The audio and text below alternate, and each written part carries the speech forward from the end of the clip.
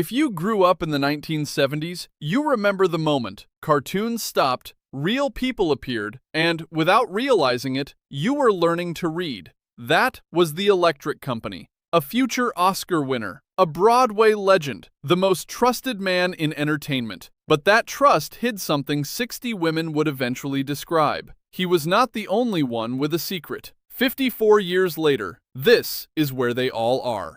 Number 1 is Bill Cosby, who played the warm, funny everyman Hank on the show's first 2 seasons, and who was, by the time he walked onto that PBS set in 1971, the most trusted face in American entertainment. He was 34 years old. Hello? Hello, Craig calling. I thought I'd be hearing from you. You've been watching, ain't you? Of course I've been watching. Born on July 12, 1937 in Philadelphia, Pennsylvania. 3 Emmy Awards for I Spy, a reputation a decade in the making. The Electric Company hired him as the biggest name on the call sheet. His segments were rebroadcast for the show's entire 6-year run, meaning his face kept teaching American children to read long after he had walked away. What none of those children knew was that the assaults had already been happening. More than 60 women would eventually say the same thing about the same man. In 2018, he was convicted of drugging and assaulting Andrea Constand, sentenced to 3 to 10 years, declared a sexually violent predator at sentencing. I wake up completely confused, half-dressed, and knowing that my body had been touched without my permission. I told my agent one time. She did not believe me. He served 3 years before the Pennsylvania Supreme Court overturned the conviction on a prosecutorial technicality. He walked out, flashed a peace sign at the cameras, and went home. In 2022, a California civil jury found him liable for assaulting Judith Huth in 1975 when she was 16. In 2026, a second California jury found him liable for assaulting Donna Motzinger in 1972, nearly $60 million in damages. He is 87, legally blind, and has not performed publicly since January 2018. Hank taught American children to read. Bill Cosby spent 5 decades building the most trusted face in American entertainment, while doing things no amount of reputation could ever finally cover. Number 2 is Rita Moreno, who played Carmela for all 6 seasons. Now you have to find out what the missing word is. Oh, well, that's easy. Hey, you guys! And who had already won an Oscar, tried to take her own life, and survived a decade of Hollywood humiliation before she ever set foot on that PBS stage. She was 39 when the show premiered, born Rosa Dolores Alvarillo on December 11, 1931, in Humacao, Puerto Rico. She had won the Academy Award for West Side Story in 1962, the first Latina in history to do so, stood at the podium, said, "I can't believe it. Good Lord, I leave you with that." I can't believe it! Good Lord! I leave you with that.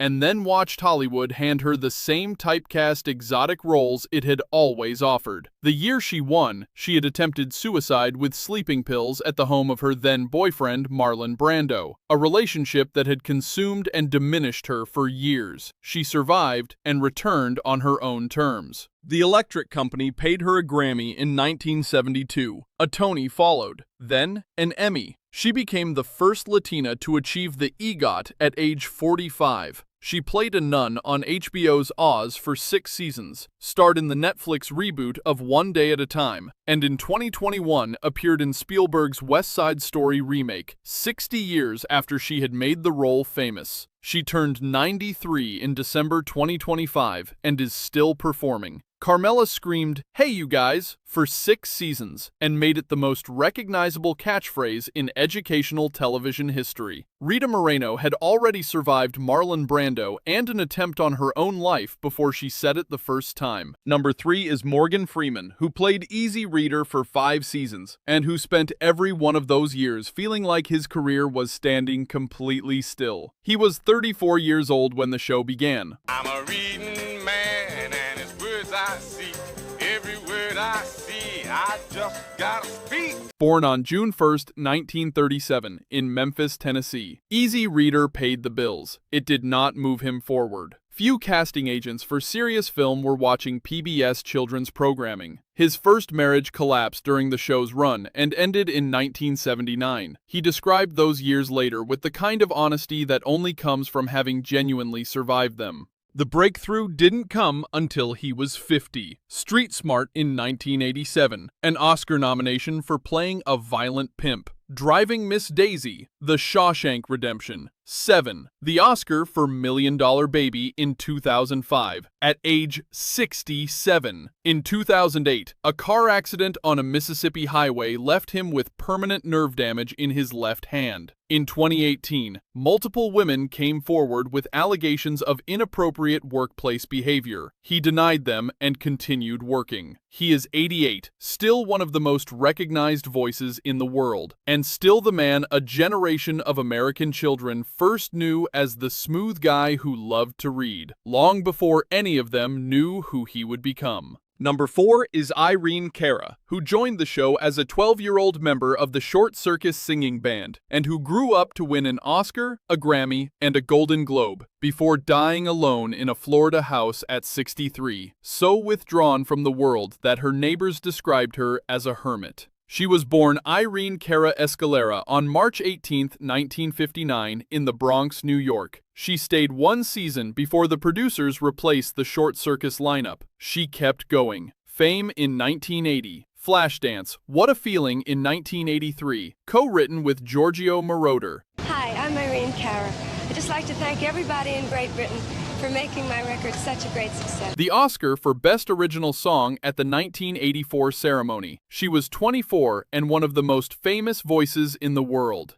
I can't have it all now, I'm dancing for my life. Then the industry turned. A legal battle with her record label left her without royalties, without a contract, and without the money she was owed for work still playing in every gym in America. She married stuntman Conrad Palmisano in 1986. They divorced in 1991. She became increasingly isolated. On November 25, 2022, she died at her home in Largo, Florida, at age 63, from heart disease. Her publicist said writing the announcement was the worst part of her job. Irene Cara sang What a Feeling at the Academy Awards and made the entire room want to stand up. She died 38 years later in a house that most of the world didn't know she was living in. Before we continue, a question for the comments. Do you remember watching The Electric Company as a kid? Was it Easy Reader? Hey you guys! Or the Spider-Man segments you went back for every afternoon? Tell me in the comments. I read every one. If you haven't subscribed yet, every court record,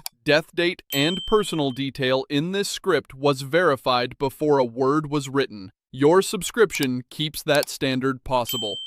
Number 5 is Denise Nickerson, who replaced Irene Cara in the Short Circus for Season 2, and who arrived on that PBS set already famous for something that had nothing to do with reading. She was Violet Beauregard, the girl who turned into a blueberry. She was 15 years old when she joined, in 1972. So rap, we'll R.A.P., we'll rap, just you and me. Born on April 1, 1957, in New York City, she stayed one season. That same year, her parents turned down the role of Regan in The Exorcist on her behalf. They found the material too disturbing. The role went to Linda Blair. She quit acting at 21, worked as an office manager in Colorado, and attended Willy Wonka fan conventions for years. Her first husband died of a brain aneurysm 2 years after their wedding. Her second marriage produced one son, Joshua, and ended in divorce. In June 2018, she suffered a severe stroke and was admitted to intensive care. She spent a year recovering under her family's care. On July 8, 2019, while Joshua and his wife were out, she accessed her medications. Her son brought her to the emergency room in respiratory distress. She developed pneumonia, then a massive seizure. On July 10, 2019, her family removed her from life support. She died that afternoon at age 62. Violet Beauregard got rolled to the juicing room and came back. Denise Nickerson didn't get the same ending.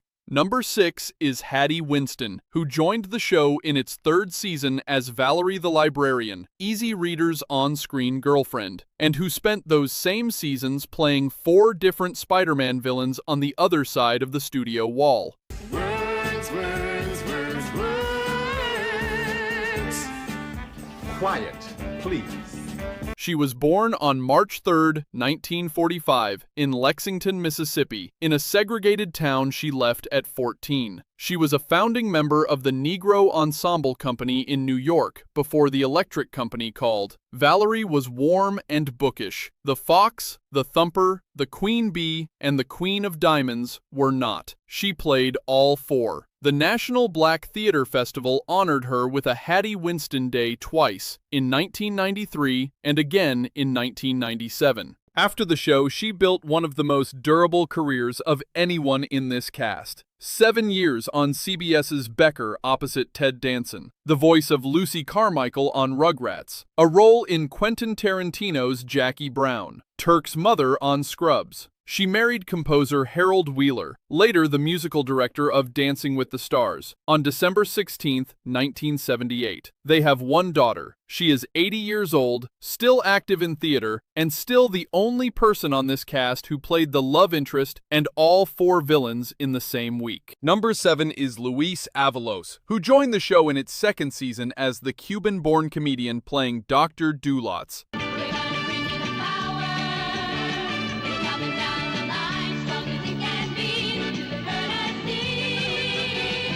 A Groucho Marx meets Dr. Dolittle character, who cured patients using words instead of medicine, and who was one of the first Latino actors to appear as a series regular in mainstream American children's television. He was born on September 2, 1946, in Havana, Cuba. He trained at NYU, acted with the Lincoln Center Repertory Theater, and appeared on Broadway before the Electric Company found him. He stayed through all 5 remaining seasons. After the show, he worked steadily across 4 decades: E/R, Hangin' with Mr. Cooper, Full House, NYPD Blue, and alongside Harrison Ford in Hollywood Homicide. In 2000, he founded the America's Theater Arts Foundation in Los Angeles, dedicated to creating opportunities for Hispanic artists on American stages. He died of heart failure on January 22, 2014, at St. Joseph's Hospital in Burbank, at age 67. He is buried at Forest Lawn Memorial Park in the Hollywood Hills. Dr. Dulotz cured patients with the power of words. Luis Ávalos spent 40 years mostly in the background, built a foundation so fewer artists had to stay there, and is buried in the Hollywood Hills. Number 8 is Skip Hinnant, who played Fargo North, Decoder, the bumbling detective who unscrambled words for clients for all 6 seasons, and who was simultaneously voicing something the show's producers were unlikely to put in the press materials. Target. While filming educational sketches for PBS Children, Hinnant was providing the voice of Fritz the Cat in Ralph Bakshi's 1972 animated feature, the first animated film in American cinema to receive an X rating. He reprised it in the 1974 sequel. The same man teaching phonics to children was voicing a sexually explicit, politically anarchic cartoon cat for adult audiences. Born on September 12, 1940 in Chincoteague Island, Virginia, he had studied drama at Yale before originating Schroeder in the original off-Broadway production of You're a Good Man, Charlie Brown in 1967. After the show, he moved entirely into voiceover work and served for decades as the longest-tenured president of the New York branch of the Screen Actors Guild. Sent the farmer to his partner, park the car, park the car. Carmen's waiting at the party in the bar. He is 84 years old and still maintains a low profile. Fargo North. Decoder spent 6 seasons solving word puzzles on public television. Skip Hinnant spent the same years voicing the most controversial animated character in American cinema, and has kept quiet about it ever since. Number 9 is Lee Chamberlin, who played Brenda, the warm, grounding presence in the show's diner sketches, for the first 2 seasons before leaving in 1973 to return to the stage career that had always mattered most to her. She was born on April 14, 1938, in New York City, and was a founding member of the Negro Ensemble Company, the same pioneering black theater organization that had also produced Hattie Winston, meaning 2 of the show's cast members had come from the same stage before they ever stood on the same PBS set. She was part of the original 6-member cast. Her segments, like Cosby's, were rerun for 4 years after she departed. After the show, she worked steadily in theater and television. All in the Family, a role alongside Cosby and Sidney Poitier in A Piece of the Action in 1977, and New York stage productions into the 2000s. She died on December 14, 2009, in New York City, at age 71. No cause of death was made public. Brenda ran the diner where Easy Reader always found a reason to stay. Lee Chamberlin gave the show its warmest 2 seasons and died in the city where she had always belonged. Number 10 is Judy Graubart, who played Jennifer of the Jungle. Howard, he was so romantic. He'd always come running down the block when he saw me on the stoop, and I'd run out to meet him. And a rotating gallery of female comic characters across all 6 seasons, and who came to the Electric Company directly from the Second City in Chicago, which meant every sketch she filmed was built on improvisational instinct that no script could fully account for. Now here's the first word. Do you know what this means? Oh, you're sad! She was born on October 28, 1941, in New York City, and was one of only 2 adult cast members to complete the full 6-season run, alongside Skip Hinnant. She said afterward that she and the cast were all teachers. The comedy was the vehicle, the reading was the destination, and the job was to make sure children could never tell the difference. After the show, she returned to stage and cabaret work in New York, appeared in the 2006 PBS retrospective special alongside her former castmates, and has maintained a largely private life since stepping back from regular performance. She is 83 years old, still in New York. Jennifer of the Jungle swung through 6 seasons of children's television and made it look effortless. Judy Graubart came from the best improvisational training in America, gave 6 years to the most important educational show of its era, and then went back to New York and kept the curtain calls to herself. They broadcast their first episode on October 25,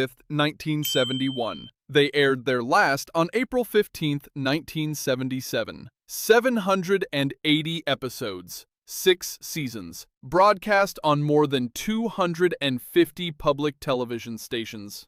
Today, several of the faces from that original cast are gone. One in a Colorado hospital room on a July afternoon, one at Forest Lawn in the Hollywood Hills, one in a New York City that gave her 2 seasons and ran her image for 4 more years, and one in a Florida house that most of the world didn't know she was living in. The ones still here are in New York and Los Angeles and Elkins Park, Pennsylvania. The studio where they filmed all of it, Reeves Teletape on West 81st Street in Manhattan, was demolished years ago. The words are still there. So are the kids who learned them.